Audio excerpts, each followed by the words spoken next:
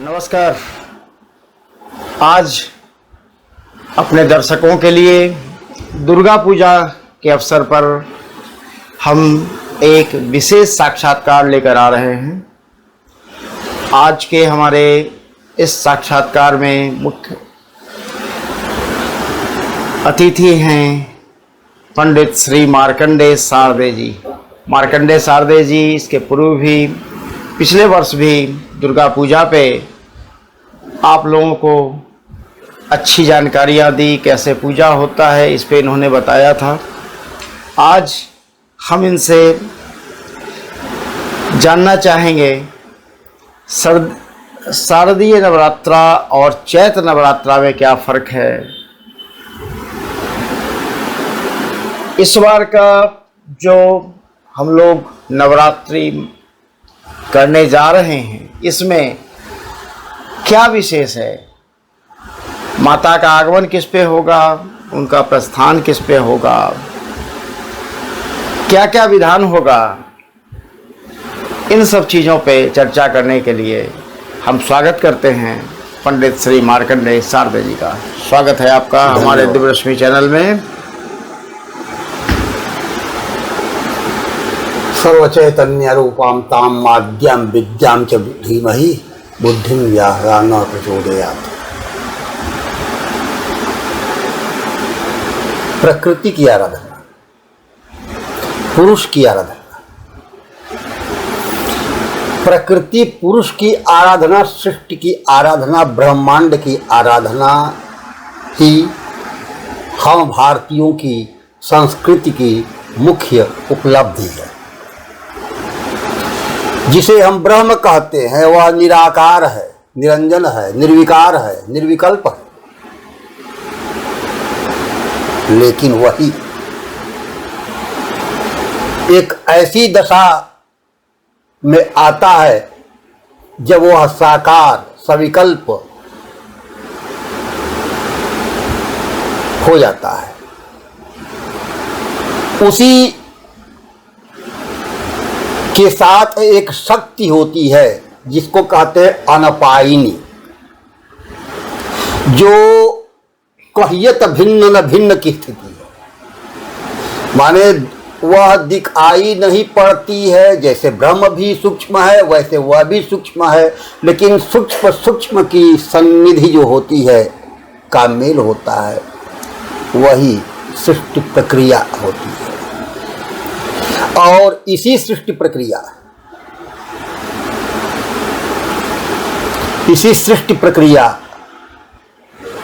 में पुरुष और प्रकृति, प्रकृति और पुरुष की समन्विति को सृष्टि कहते हैं। यह पुरुष जो है वह पुरुष का अर्थ केवल मनुष्य मर्द नहीं होता है। हमारे यहाँ पुरुष का व्यापक अर्थ लिया गया है। पुम शरीरे शेते इति पुरुषः। पुरुष शरीर में, पुरुष रूपी शरीर में जो शयन करता है वह पुरुष है। और वह पुरुष कौन है? ब्रह्म है। वह ब्रह्म जो है सब में व्याप्त है। वह चाहे मैं हूँ, आप हो या कोई मनुष्य हो, यहाँ तक कि जितने पशु हैं, जितने पक्षी हैं, जितने कीट पतंग हैं, पेड़ पौधे हैं, पहाड़ जमीन है, सब में वह व्याप्त है। इसलिए लेकिन वह व्याप्त है लेकिन उसको दिखाई नहीं पड़ता है। क्यों नहीं दिखाई पड़ता है? इसलिए कि उसको शरीर नहीं मिला है। वह शरीर ही प्रकृति है। और प्रकृति को इसीलिए यह संपूर्ण शरीर को जोड़ने के लिए, शरीर बनाने के लिए प्रकृति की ही आवश्यकता होती है। इसीलिए हमारी माँ होती है और यह माँ की देन है। अब चलिए, हमारे यहाँ दो धाराएं चली। एक धारा ने कहा पुरुष एवेदं सर्वं जद्भूतं जच्च भाव्यम, माने पुरुष ही सब कुछ है, जो हुआ है, जो होने वाला है, वो सब कुछ पुरुष ही है। लेकिन दूसरे धर्म ने कहा अर्ति द्यौरति अंतरिक्ष अर्ति माता सपिता सपुत्रा विश्वे देवा अर्ति पंचजना अर्ति सबको अदिति से जोड़ा। ये अदिति ही प्रकृति शक्ति है, प्रकृति है, शक्ति है। तो ये जो है आपस में जब भिन्नता आती है तब जाकर चिंतन की धारा विकसित होती है, और तब जाकर के सांख्य कहता है प्रकृति पुरुष, उसको हम लोग ब्रह्म माया कहते हैं, उसी को कहते हैं भगवान और भगवती।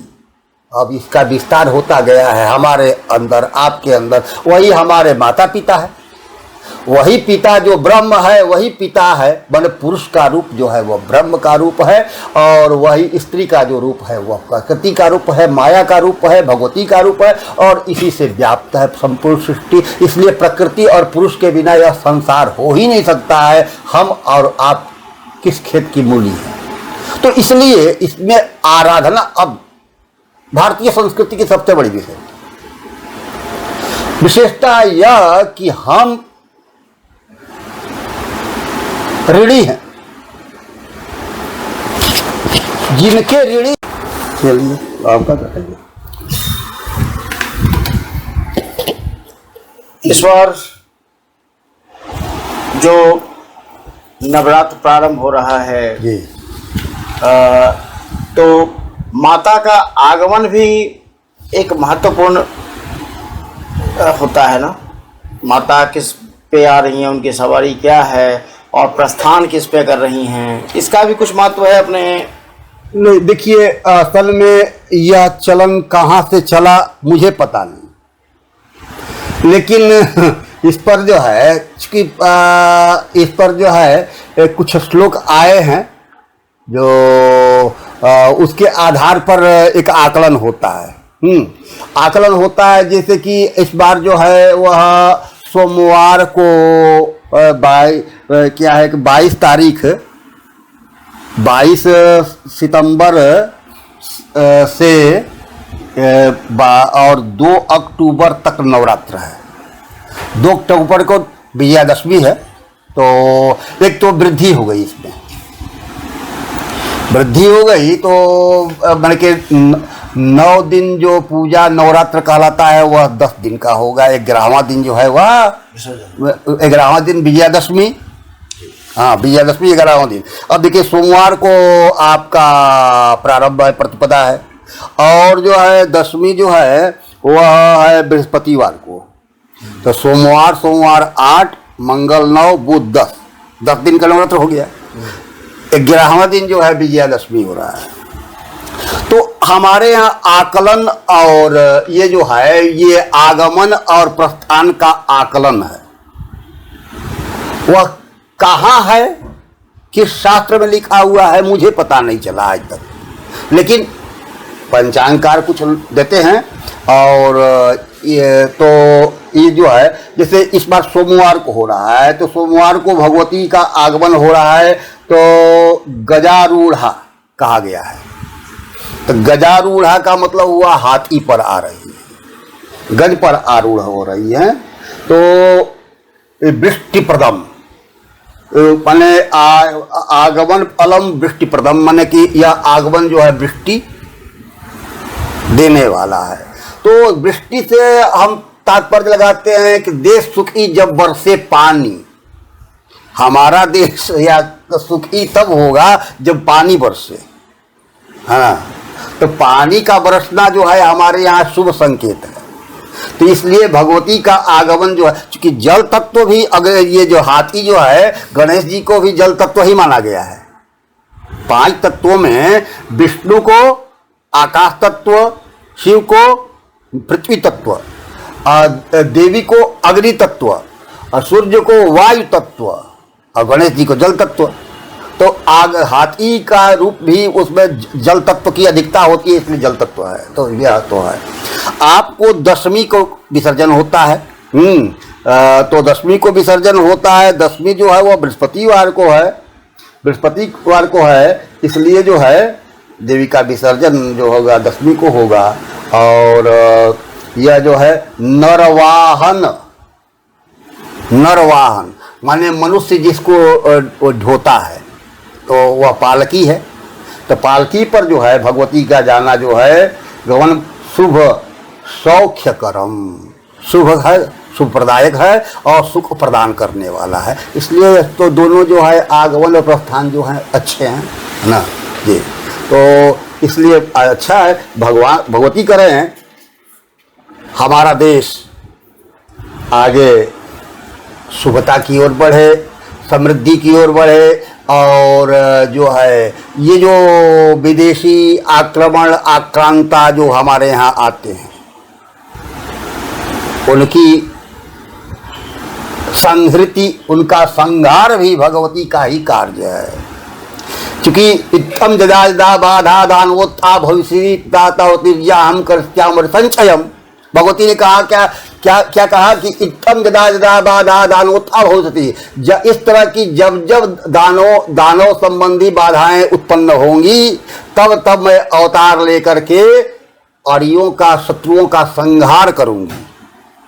तो इसलिए देश की रक्षा विभाग भी उन्हीं का है।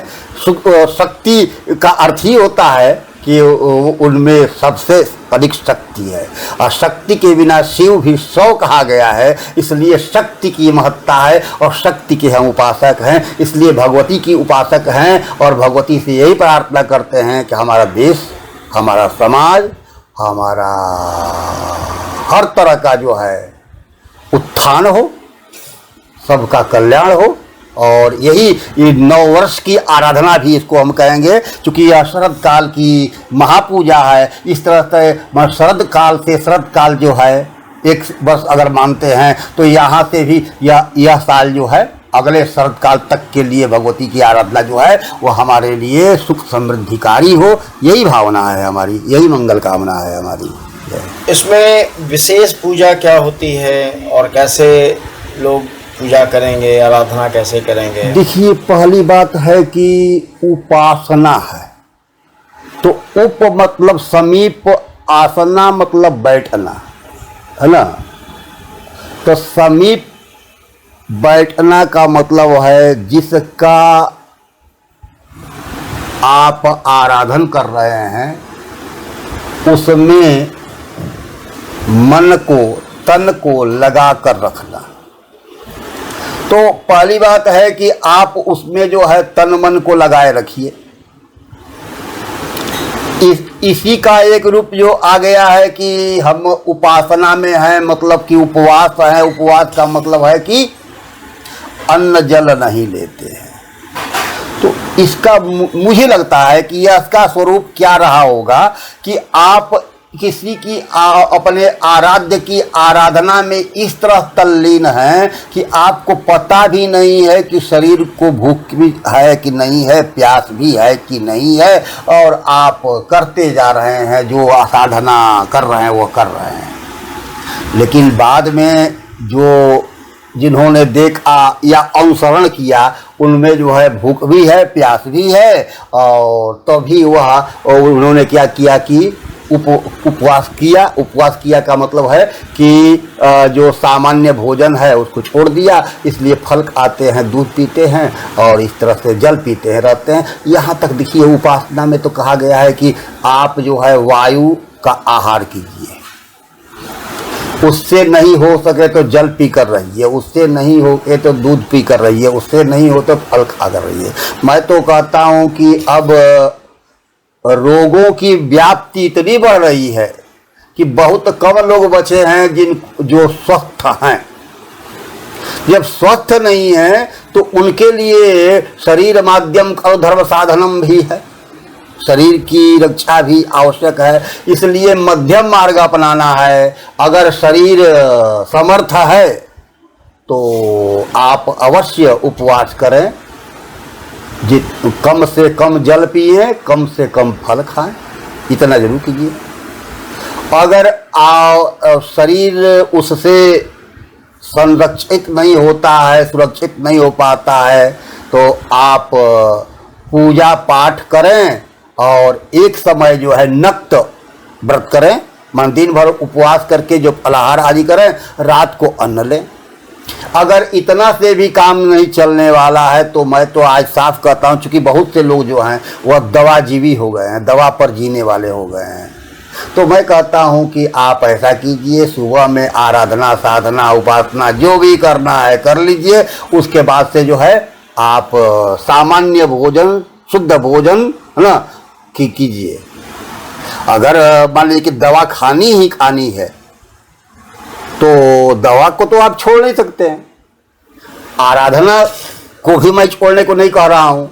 तो उपाय क्या है, यही कि आप पूजा पाठ आदि कर लीजिए और उसके बाद से दवा खाइए, अन्न खाइए। ये और प्रातः आवाहित देवीम प्रातः चैव विसर्जयेत कहा गया है। तो प्रातः काल का बड़ा महत्व है। सुबह में आप यह कर लीजिएगा तो 9-10 बजे तक आपका सब काम हो जाएगा। उसके बाद से आप जैसे दवा खाते होंगे वो सब करते रहिए, कोई दिक्कत नहीं है। हाँ, इसमें जो है अलग अलग दिनों पर अलग अलग बातें भी आई हैं। तो विशेष रूप से जो है वह देखिए, एक और बात मैं कहूँगा कि हम लोग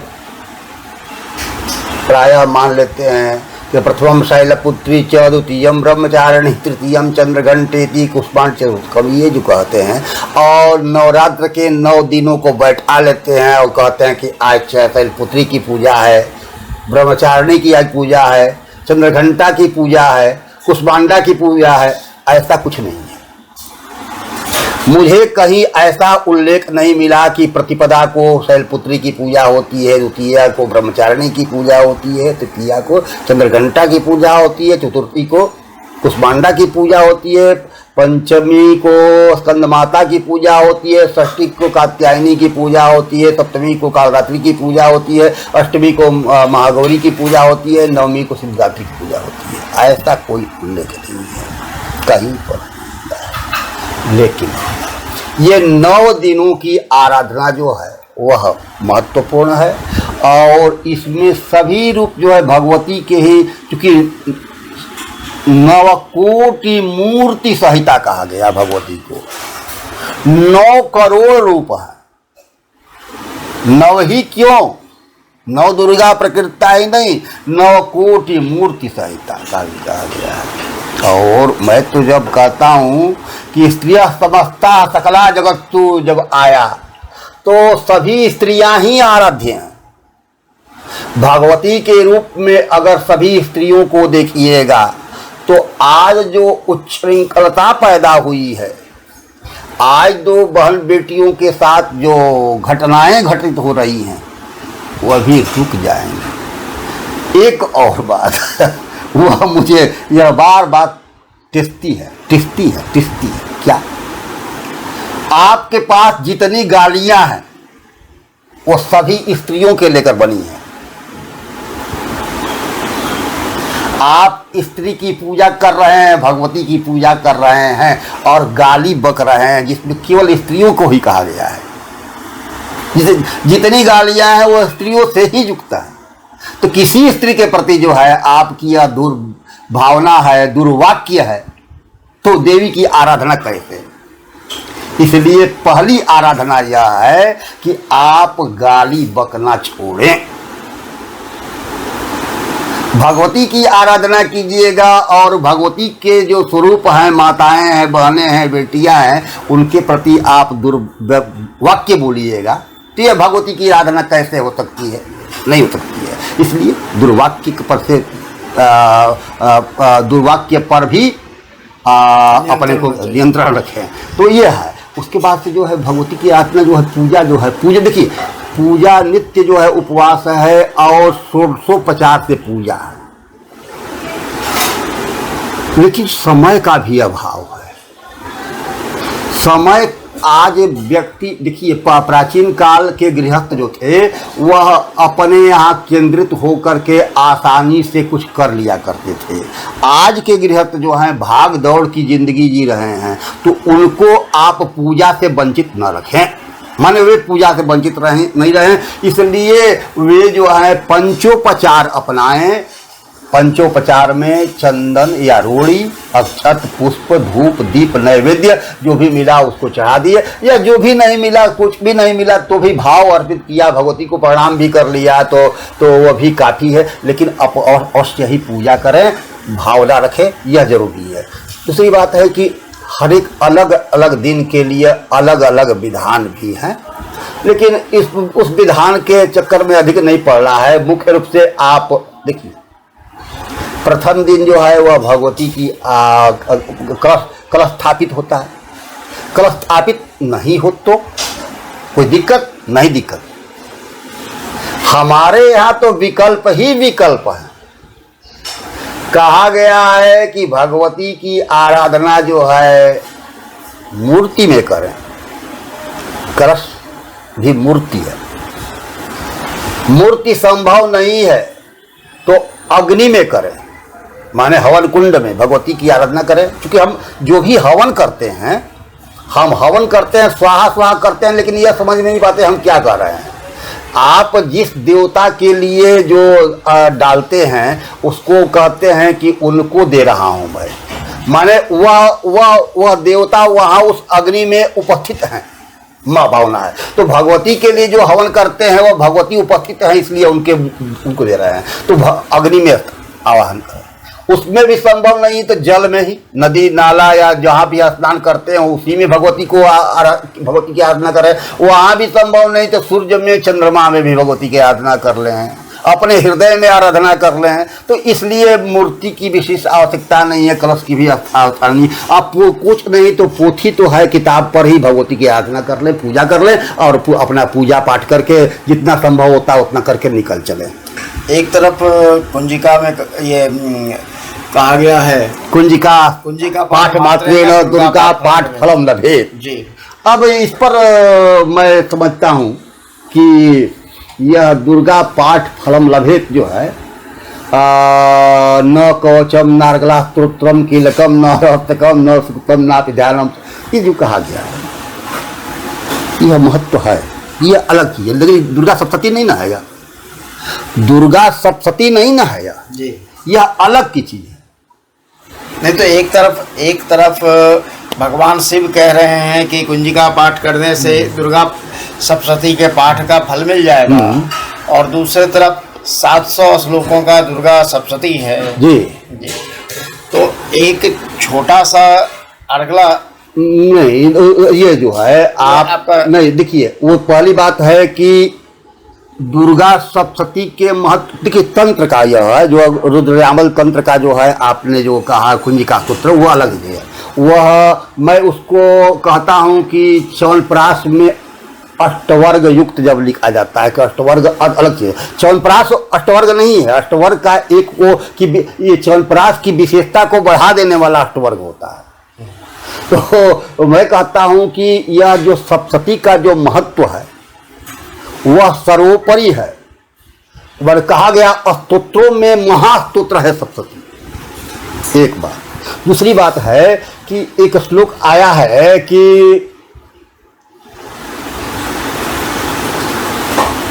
सप्तती के रहस्य को भगवान विष्णु,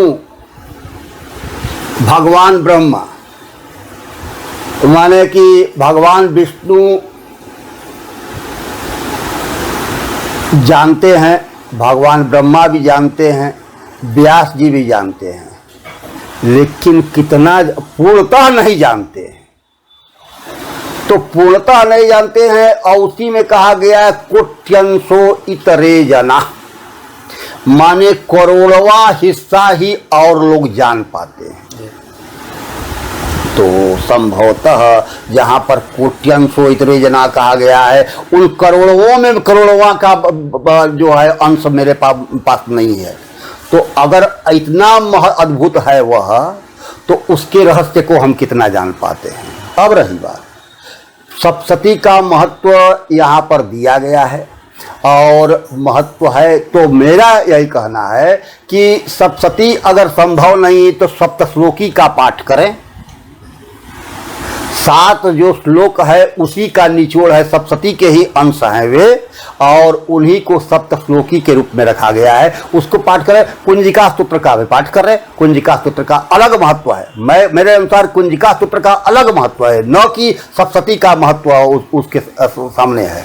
सप्तती के महत्व की बराबरी करने वाला कोई स्तोत्र नहीं है, इसलिए कि महास्तोत्र कहा गया है। तो एक तरफ जो दुर्गा सप्तशती है, दुर्गा सप्तशती में अगर हम पहला, दूसरा, चौथा, पांचवा और 11वां अध्याय के अलावा देखते हैं तो लगभग सब तो केवल कहानी है, आराधना तो केवल इन्हीं अध्यायों में है।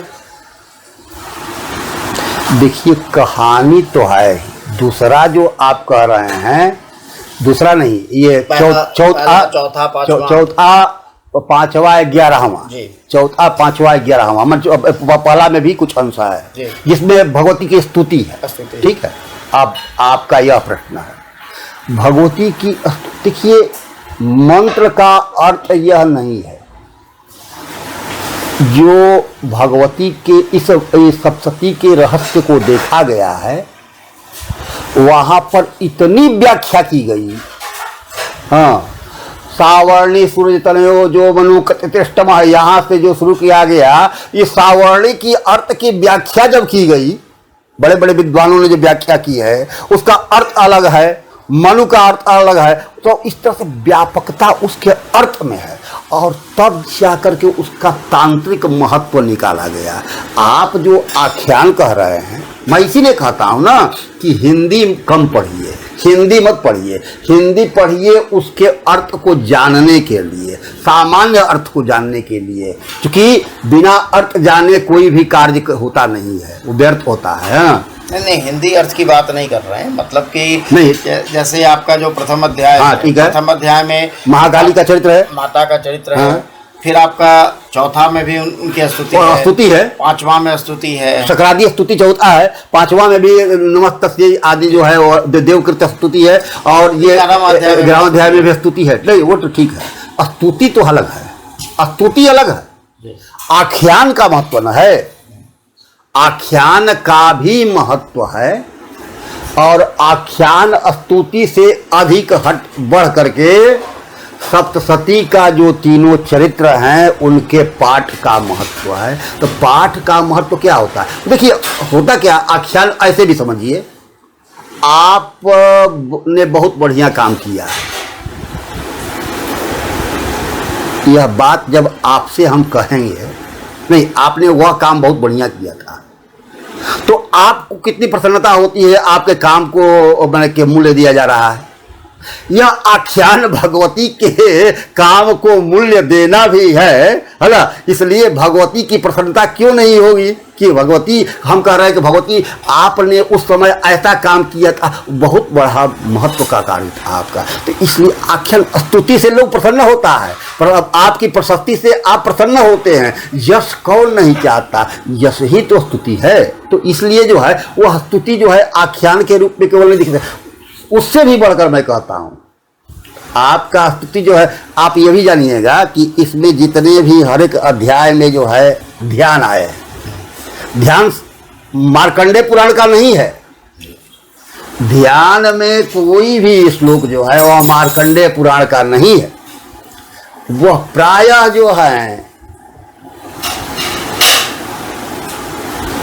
शारदा तिलक के हैं, तांत्रिक ग्रंथ है मेरे पास है शारदा तिलक, तो शारदा तिलक के हैं जितने जो आप, जितना जो ध्यान आप देख रहे हैं, इसलिए मार्कंडेय पुराण का नहीं। मार्कंडेय पुराण में तो और कम श्लोक है, इसको तो बढ़ाया गया है। सप्तशती जो है आप 700 जो कह रहे हैं वो 700 नहीं है, मैंने एक प्रवचन, एक किताब लिखी है, दुर्गा जी पर ही आधारित है, वह उपन्यास है एक, और उसमें जो है कितने श्लोक हैं, क्यों हैं, कैसे हैं, और ये दुर्गा सप्तशती की जो या दुर्गा संबंधी जितनी बातें हैं उसमें कही गई हैं, तो इसलिए वह आख्यान भी महत्वपूर्ण है।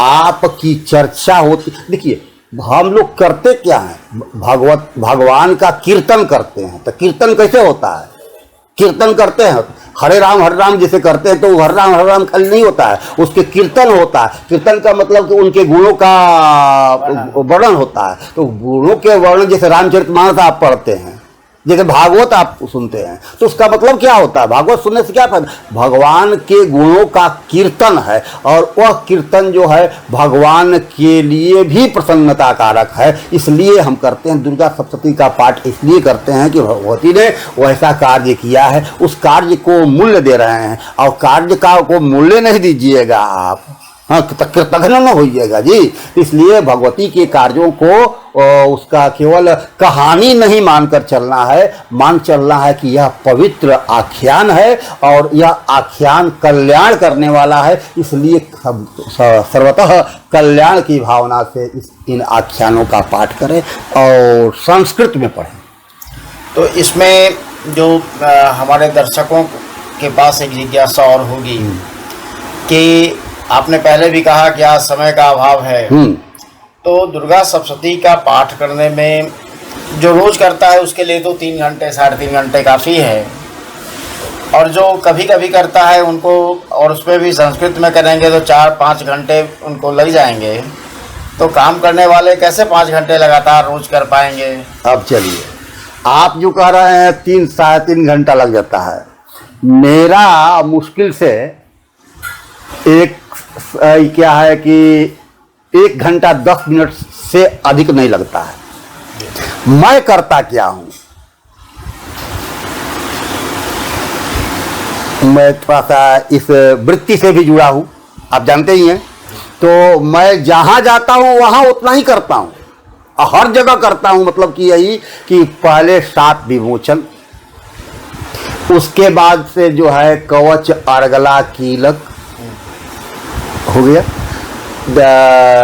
देवी रात्रि सूक्त, उसके बाद से जो है ये नवार्ण का न्यास जप, उसके बाद से जो है 1 से 13 अध्याय, उसके बाद से फिर जो है ये नवार्ण का जप, देवी सूक्त का पाठ, उसके बाद से तीनों रहस्य का पाठ, उसके बाद से जो है कुंजिका स्तोत्र का पाठ, और देवी क्या है ये क्षमा प्रार्थना।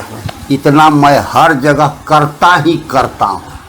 और 1 घंटा 10 मिनट, सबको लगता है कि 1 घंटा 10 मिनट या 5 मिनट इधर उधर भी, 1 घंटा 5 मिनट भी, 1 घंटा 15 मिनट भी, हाँ, हो जाता है। मेरा मंद गति से चलता हूँ स्पीड चलता है, तो इस तरह हो जाता है। अब जो बात आपने कही, मैंने पहले ही कहा कि सबसे, हाँ, एक उपाय और है जो कर नहीं पाते हैं, तो वो कहते हैं कि चरित्रार्धम न पठेत, और चरित्र का पाठ नहीं करना है।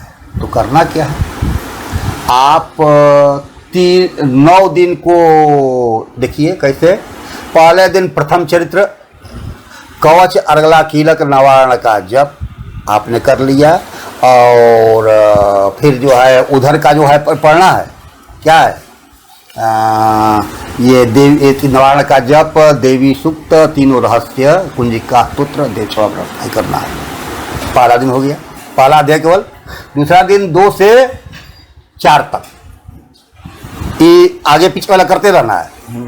तीसरे दिन जो है 5 से 13 तक आगे पीछे वाला करते रहना है। फिर चौथे दिन पहला अध्याय, फिर दूसरे दिन मध्यम चरित्र, मतलब 2 से 4 तक। फिर तीसरे दिन आपको ये 5 से 13, फिर ये हो गया 6 दिन का हो गया। 7वें दिन फिर वही वैसे ही 7, 8, 9 हो गया पूरा। यह भी संभव नहीं हो पाता, इतना भी कम नहीं है। इसलिए कि खास करके 5 से 13 जो अध्याय है वो बड़ा पड़ जाता है। तो इसका भी उपाय है, मैंने सहज रूप से समझा है ऐसे। पहला दिन जो है केवल आप कवच अर्गला कीलक देवी रात्रि सूक्त का पाठ और ये नवार्ण का जप कर लें, हो गया काम आपका। दूसरा दिन जो है पहला अध्याय शुरू करें। तीसरा दिन जो है वह दूसरा अध्याय तीसरा अध्याय को लेकर चले। महिषासुर का संहार हो गया, कहानी पूरी हो गई है पर। हाँ, माने महिषासुर के पहला दूसरा में जो है भगवती का अवतार होना, और उसकी में जो है उसके सेनापतियों का विनाश होना। तीसरा में जो महिषासुर का विनाश हो गया, खत्म हो गया।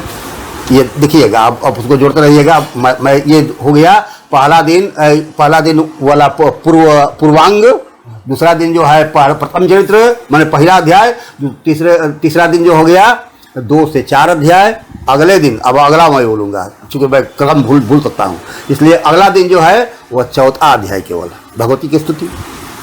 5वां दिन जो है वहाँ से चलिए 5, 6, 7, 8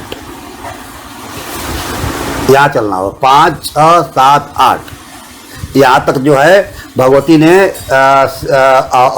भगवती गौरी के कौशिकी के रूप में उन्होंने अवतार लिया और उसके ये रक्त बीज तक को संहार में मार डाला। 8वां अध्याय हो गया। अगले दिन 9, 10 अध्याय, इसमें जो है दोनों भाई शुंभ निशुंभ मारे गए, कहानी इनकी भी पूरी हो गई। अगले दिन केवल 11वां अध्याय स्तुति, हाँ स्तुति है। अगले दिन जो है 12वां 13वां अध्याय, वो तो छोटा है, हाँ 12वां जो भी है, लेकिन 12वां 13वां अध्याय। अगला दिन जो है नवार्ण का जप, आपका देवी सूक्त का पाठ, तीनों रहस्य, कुंजिका स्तोत्र, क्षमा प्रार्थना हो गया पूरा। ये 9 दिन का कोर्स हो गया आपका। अगर इतना भी करने में सक्षम नहीं है तो केवल सप्तश्लोकी दुर्गा का पाठ करें। कवच अर्गला कीलक कर सकते हैं तो कीजिए, सप्तश्लोकी का पाठ करें, कुंजिका स्तोत्र का पाठ कर लें। इतना भी नहीं कर सकते हैं तो सप्तश्लोकी जरूर करें, कुंजिका स्तोत्र कर लें। अब इससे सहज तो नहीं संभव है। अब इसमें जो है मुश्किल से आपको 5 से 7 मिनट कुंजिका स्तोत्र और सप्तश्लोकी पढ़ने में, हाँ इसे अब खूब आपको नहीं पढ़ने आता है, टो कर पढ़ते हैं, धीरे धीरे पढ़ते हैं, तो 10-15 मिनट में आप पढ़ लीजिएगा एकदम। कोई भी व्यक्ति जो है हिंदी पढ़ना जानता होगा वह पढ़ लेगा 15 मिनट में, हाँ इससे अधिक समय नहीं लगेगा। 15 मिनट तो लगता नहीं है। नहीं, जो एकदम भले थोड़ा कमजोर है, देखिए व्यक्ति की पहचानना है तो आप अभ्यस्त हैं। अब हम तुलना करेंगे कि अब जो है राजधानी एक्सप्रेस और पैसेंजर ट्रेन दोनों साथ चले, ऐसा नहीं होता है। व्यक्ति पर निर्भर है, पाठ करने वालों पर भी निर्भर है। इसलिए जैसे आपने कहा कि 3 घंटा लगता है, 3 घंटा नॉर्मल आदमी को, हाँ नॉर्मल आदमी को, तो उसी को मैंने कहा कि नहीं मेरा तो इतना ही लगता है, तो लगता है सबका अलग अलग है। लेकिन यह नहीं कहा जा सकता कि आपका लगता है तो सबका लगेगा, है ना। और यह भी नहीं कहा जा सकता कि नॉर्मल आदमी को जो है 2.5-3 घंटा लगता है तो सब नॉर्मल जो है 2.5-3 घंटा में पढ़ते हैं, नहीं ऐसा नहीं होता। तो खैर चलिए वो बात मुख्य बात है कि आपको अपनी शक्ति के अनुसार आराधना को भी जोड़ना चाहिए, क्योंकि आज का समय जो है वह बहुत उथल पुथल से भरा हुआ है, कोई निश्चिंत नहीं है ना। तो निश्चिंत नहीं, और खूब तो आप नवार्ण मंत्र का जप करें, न्यास करके नवार्ण मंत्र का जप जरूर करें। उसमें पूरी भक्ति है और पूरी शक्ति है, और भगवती का स्वरूप जो है उसमें सारे स्वरूप जो है आ जाते हैं। इसलिए नवार्ण मंत्र को भी हमारे यहाँ बहुत अधिक महत्व दिया गया है। लेकिन मैं बार बार कहूँगा सप्तशती का पाठ होना चाहिए, और सप्तशती का यह सबसे छोटा रूप जो है, जैसे दूध से नवनीत मक्खन निकाल लिया गया है, वही सप्तश्लोकी दुर्गा है। तो नवनीत जो है मक्खन से ही काम चला लीजिए खूब। आज तो चूँकि एक से एक जो है चिप निकल रहे हैं, तो उसमें भी पूरी बातें आ जाती है। आप जानते होंगे कि दुर्गा सप्तशती के जो 700 मंत्र हैं उसके संक्षिप्त 700 बीज मंत्र भी हैं जी, मेरे पास भी है ना। 700 बीज मंत्र से का पाठ कर लीजिए तो भी हो जाएगा, और कम समय लगेगा। लेकिन उसको उच्चारण करना कठिन है, उसका उच्चारण ही करना कठिन है, और उच्चारण का ही महत्व है, गलत उच्चारण नहीं करना। लेकिन मैं बार बार कहता हूं कि गलत उच्चारण होने के डर से आप दुर्गा सप्तशती नहीं पढ़ रहे हो, यह भी गलती आपकी है, क्योंकि आप यह स्वयं बृहस्पति को ही उत्पन्न नहीं हुआ है ना। इसलिए आप जो है पढ़ते पढ़ते ठीक कीजिएगा। डॉक्टर जब ऑपरेशन करता है, 2, 4, 5, 10 रोगी को ऑपरेशन बांट डालता है, तब जाकर को सिद्धार्थ होता है और नामी गिरावी डॉक्टर हो जाता है कि हाँ ये डॉक्टर बहुत आगे। ऐसा नहीं है कि कोई डॉक्टर ऐसा हो जो कि हमेशा, मैंने जब से शुरू किया ये ऑपरेशन तब से वह उसके हाथ से कोई घटना घटी ही नहीं, ऐसा नहीं होता है। इसलिए आप डरे नहीं, भगवती माँ हैं और माँ में यह नहीं है कि आपने गलत उच्चारण कर दिया इसलिए मैं मार डालूंगी आपको या आपका नाश कर डालूंगी। जानता वापी, भगवती ने कहा जान करके भी अनजान में भी गलतियां हो जाती हैं, वो क्षमा करेंगे। जी बहुत बहुत आभार आपका। दर्शकों से निवेदन है कि आप इस पे कमेंट ज़रूर करें और अगला साक्षात्कार फिर जल्द आपके सामने आएगा, जो महालक्ष्मी की आराधना दीपावली के अवसर पे होगा। और दीपावली के साथ जुड़े हुए और भी जितने भी त्यौहार हैं उस पर हम फिर से चर्चा करने के लिए उपस्थित होंगे श्री मार्कंडेय शारदे जी के साथ। आप अपने कमेंट ज़रूर दें। कैसा लगा आपको हमारा ये साक्षात्कार? चैनल को लाइक करें, सब्सक्राइब करें और शेयर ज़रूर करें कि और भी दर्शकों को लाभ मिल सके। जय माँ दुर्गा।